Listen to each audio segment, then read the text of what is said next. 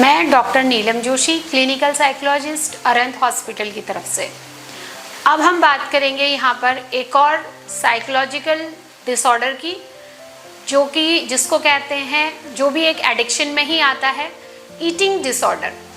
विभिन्न प्रकार के ईटिंग डिसऑर्डर होते हैं, जिसमें एक एक्सेसिव ईटिंग डिसऑर्डर, जिसमें कि इंसान को या यूँ कहें एडोलसेंस में एज में बच्चों को या छोटे बच्चों को अत्यधिक भूख लगना, और अत्यधिक भूख लगना वो भी अगर वो उसको भूख ना भी हो तो भी खाना खाने के बावजूद भी अत्यधिक भूख लगना। इसके सबसे पहले हम बेसिक लक्षण जो है उसकी तरफ ध्यान देंगे।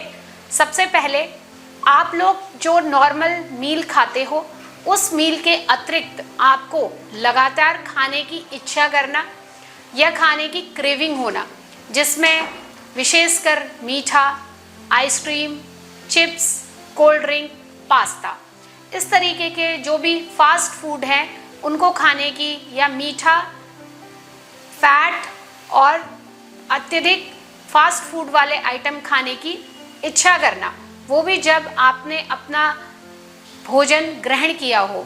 और यह ईटिंग डिसऑर्डर में कब कन्वर्ट होगा?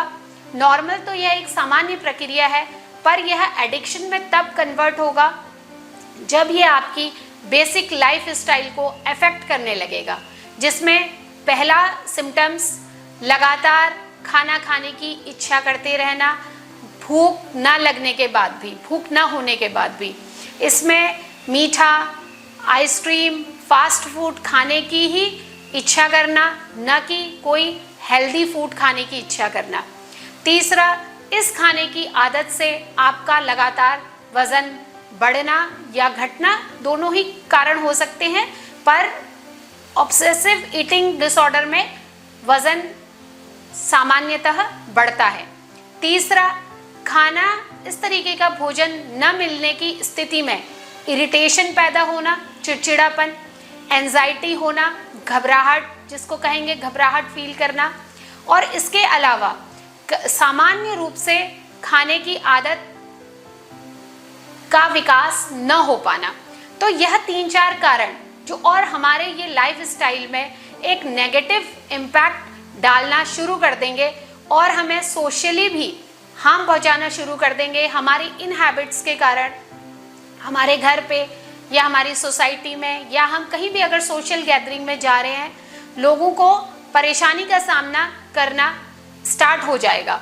तो हम इसको सिग्निफिकेंट कर सकते हैं एक्सेसिव ईटिंग डिसऑर्डर के लक्षणों में। अब इसमें इसके मेन फैक्टर्स क्या हैं, इसके कारण क्या हैं? इसका सबसे पहला कारण, कहीं ना कहीं आपको इमोशनली आप अपने आप को वीक फील कर रहे हैं, जिसकी पूर्ति आप खाने के माध्यम से, या किसी भी एडिक्शन, कोई भी एडिक्शन इसकी जगह ले सकता है, लेकिन यहाँ पर फूड जो एक्सेसिव ईटिंग डिसऑर्डर है उसने इसकी जगह ले ली। तो कहीं ना कहीं इमोशनली रूप से वीक होना, जो कि लगातार उस खाने की आदत को या उस क्रेविंग को पैदा कर सकता है। इसके अलावा हमारे शेयरिंग कम करना, हमारे फैमिली पर्सन से हम कोई बात नहीं कह सकते हैं, या बाहर हम किसी बातों को नहीं कर पाते हैं, तो यह एक कन्वर्ट हो जाती है इस तरीके की एडिक्शन में। इसमें क्या होता है कि जब भी हम खाने को फास्ट फूड के रूप में लेना शुरू करते हैं, तो वह एक हमारे ब्रेन में पॉजिटिव सिग्नल भेजना शुरू कर देता है, जिससे हमें एक प्लेजेंट फीलिंग आने लगती है, जो कि बहुत क्षणिक होती है। पर जबकि हमारा जो स्टमक है वह फुलफिल है, उसके बावजूद हमारा ब्रेन में एक पॉजिटिव फीलिंग आने लगती है थोड़े टाइम के लिए। तो उस टाइम को हम लोग लगातार खाना प्रारंभ कर देते हैं। तो अगर हमें इस तरीके से आगे आने वाली समस्याएं, जिसमें एंजाइटी, ओबेसिटी, क्रोनिक पेन, मोटापे का अत्यधिक होना, ये सब कारण जो हैं किसी भी व्यक्ति में आ सकते हैं। इससे वह इमोशनली डिस्टर्ब भी हो सकता है और आगे उसके पर्सनालिटी में भी दिक्कतें आ सकती हैं।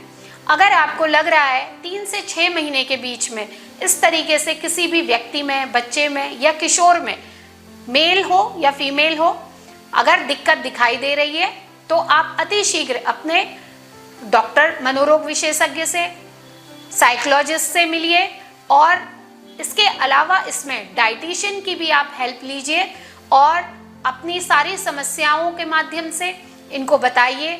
इसमें वही असेसमेंट, सबसे पहले असेसमेंट करके मेन कॉज निकालना कि आखिर क्या कारण है कि एक्सेसिव ईटिंग डिसऑर्डर की जो है हैबिट पड़ी है और कहीं ना कहीं इस आदत को ठीक करने के लिए दवाइयों की आवश्यकता, काउंसलिंग सेशंस, थेरेपी सेशंस और इसमें जो मेन रूप से काम करेगा आपका डाइट प्लान, साथ में फिजिकल एक्सरसाइज जो भी साइकोलॉजिस्ट, डाइटिशियन और साइकेट्रिस्ट मिलके जो भी इसमें प्लान बनाएंगे, गोल्स निर्धारित करेंगे, उसको कम से कम साल भर तक फॉलो करना और उसके अनुरूप चलना। इसके साथ में इसके अगर कोई साइड इफ़ेक्ट हैं उनके बारे में भी ध्यान देना कि आखिर इस तरीके की एडिक्शन की लत क्यों पड़ी, उसके कॉजों को जानना। तो इसमें इलाज बहुत ही आसानी से संभव है और इस तरीके के जो भी रोगी हो आप अति शीघ्र डॉक्टर से मिलिए, मनोचिकित्सक और मनोवैज्ञानिक से मिलिए और जांच कराइए और इसमें ट्रीटमेंट संभव है। आगे हम इसमें और different kind of eating disorders के बारे में बात करते रहेंगे जो आगे की क्रम में हमें देखने को मिलेगा। धन्यवाद।